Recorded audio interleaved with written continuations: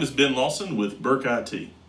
In today's video, I'd like to discuss something that is on the minds of many IT professionals and business organizations around the world. The pending expiration of two of Microsoft's flagship products, Windows 7 Professional, the desktop operating system, and Windows Server 2008 R2. Many of you are probably familiar with Windows 7. It has been the predominant Windows operating system for desktop computers and laptops for the last 10 years. In fact, up until January of this past year, it was still the leading desktop operating system installed on computers around the world. As of January, Windows 10 finally surpassed Windows 7 as the preferred operating system in terms of market share, but just barely, with Windows 10 holding a share of 39.22% of the total market share for desktop operating systems, and Windows 7 just behind it at 36.9%.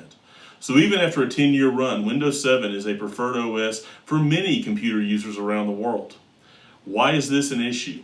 Microsoft is preparing to drop support for this operating system and for the server operating system, Server 2008 R2, as of January 2020. Both of these operating systems were originally released in July of 2009. At that time, they were the flagship products for Microsoft. They went through a period of prep and upgrade and patching, culminating in a service pack release in February of 2011, and have remained in service from February 2011 with a single service pack to today. They did both receive a cumulative roll-up update in 2015, but there have not been any major revisions or updates to these operating systems since 2011. Microsoft has continued to patch these operating systems and provide security updates, patches, and roll-ups throughout the lifespan of these products. But unfortunately, that process is coming to an end, and we're facing a scenario where these products will be vulnerable to exploitation and vulnerabilities and attacked by cyber criminals around the world because Microsoft will no longer patch these holes and address these issues. To give you an idea of the lifespan, products were, as I said, released in 2009. They lost mainstream support, fell out of mainstream support in January of 2015. So from 2015 until now, they're in what Microsoft refers to as extended support. As of January 2020, they will be end of life and will receive no support at all. Now, this sounds like an issue where we may want to look at these operating systems and say they're stable. Microsoft has released multiple patches for these OSs. They've been fixed for many of the issues that we know about. They're probably good to run for a little while longer, but that's simply not the case. Vulnerabilities, exploits, problems with operating systems come out every day. There are literally hundreds of exploits that are discovered each month that criminals can use in these operating systems against their targets, which at the end of the day are us, are the people that are using these computers. So we need to take into account that support is a vital component of having a safe and secure computer. If we look at what exploits exist for these operating systems, I pulled some statistics from the CVE database, the Common Vulnerabilities and Exposures database, that is used across the world in the IT industry to look for and catalog and track vulnerabilities for applications, for operating systems, for different technical devices. And so we can know where things stand, what's been released, and when we scan for these, we know what we're looking at. The CVE database has been cataloging vulnerabilities for Windows 7 and for Windows Server 2008 R2 since the beginning, since July of 2009. Since that date, Windows 7 has had 1,105 vulnerabilities discovered. To give you some perspective on how often that happens, just in the last month, 50 new entries to the CVE database have been added for Windows 7. 50 new holes, possible exploits, possible ways for criminals to get into those computers have been discovered that need to be patched, that need to be fixed, that need to be corrected. As of now, Microsoft is going to continue to correct those issues. On average, Microsoft releases 2.5 updates each month. To give you some perspective, since the last roll-up patch for Windows 7, Microsoft has released well over 90 patches and updates for Windows 7.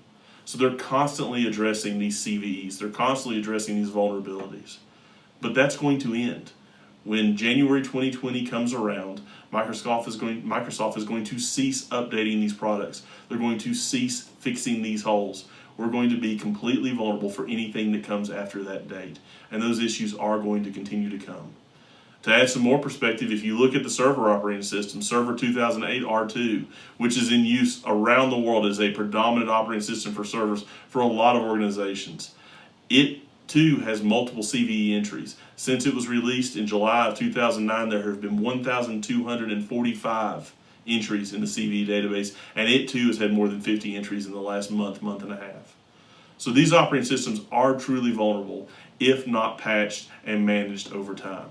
And we're going to lose the ability to patch and manage these devices as of January 2020.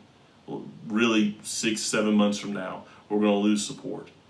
What do we do in this situation?